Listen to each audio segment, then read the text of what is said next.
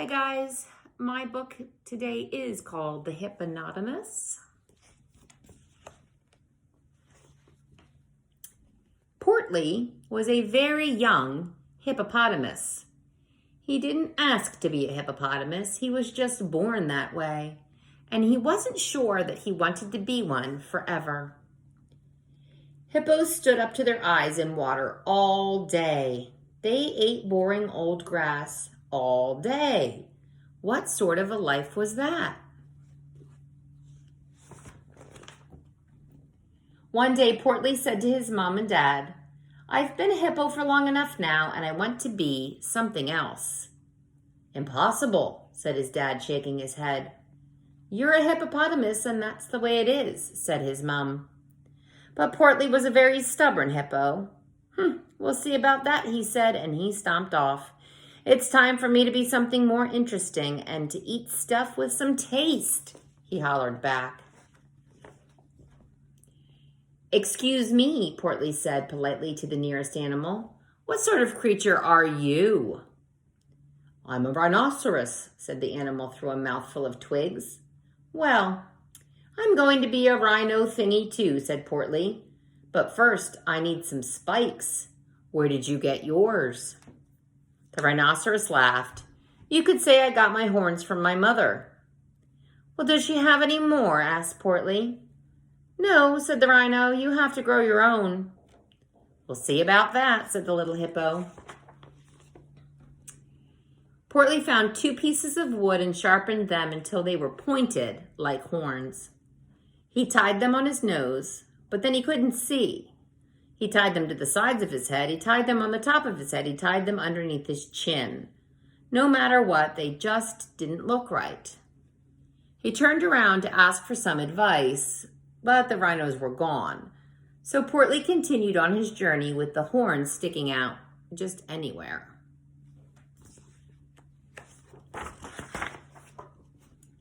Before long, Portly saw a strange animal hanging upside down in a tree.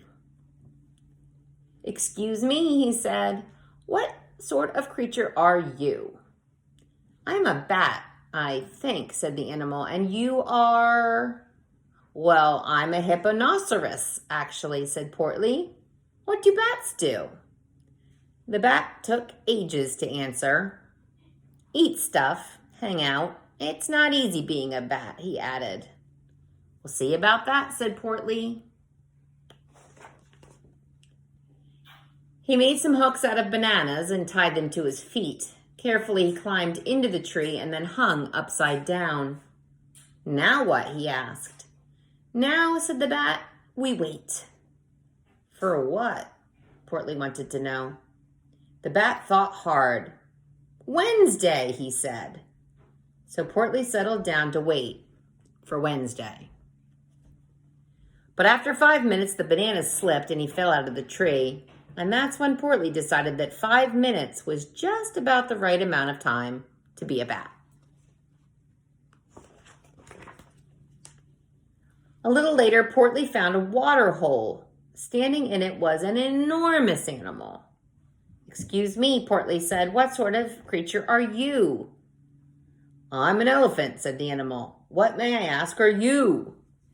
"I'm a hipponotamus, and I'm going to be an elephant too," announced Portly. "I want to spit water out of my nose. I want to smell something when I'm here and my nose is somewhere else.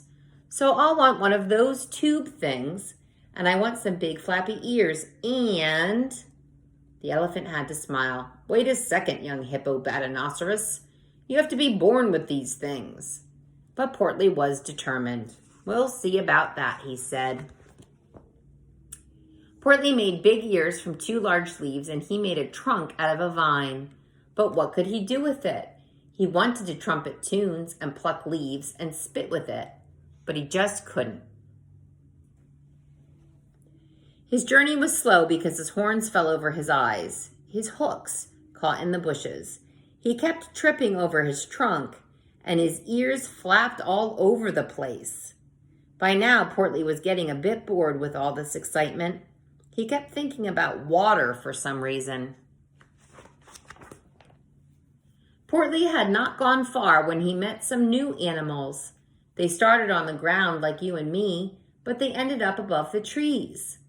"Excuse me," said Portly to a knobby knee. "What sort of creature are you?" A head appeared from the leaves. "I'm a giraffe," it said. "What do giraffes do?" called the little hippo. "Eat leaves mainly," said the giraffe. "Can a hippoelabatonoceros eat leaves?" Portly inquired. "I should think a hippoelabatonoceros could eat anything," replied the giraffe. "Then I'll be a giraffe too," said Portly. "But it takes years to grow all the way up here," exclaimed the giraffe. "We'll see about that," said Portly.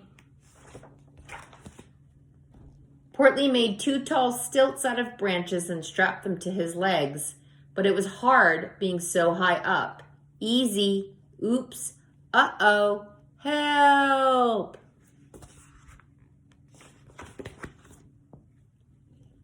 Portly was now hot and hungry as a hippo can be. "I know just what I need," he thought. And Portly started out on the long trail that led back to the river.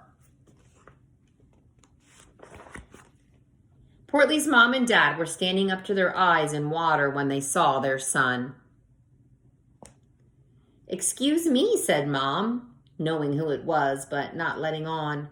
"What sort of creature are you?" "I'm a hippoelabatonoceros," Portly said proudly. "Well, are you hungry?" said his mom kindly. "I'm afraid we only have boring old grass for supper." "Do hippoelabatonoceroses eat boring old grass?" "Well, as a matter of fact," said Portly, "they like it more than anything." "Then come and join us," said Dad. So the young hippopotamus removed his stilts and slid into the river. The water felt wonderful, and the boring old grass tasted better than ever. He did not notice his ears floating away, his trunk sinking, his hooks and horns falling off. Mom smiled at Portly. "Our own little hippo doesn't want to be a hippo anymore, so there's plenty of room for you if you would like to stay." Said Portly, looking up at some nearby monkeys and wondering what it would be like to swing from the trees by his tail. "We'll see about that."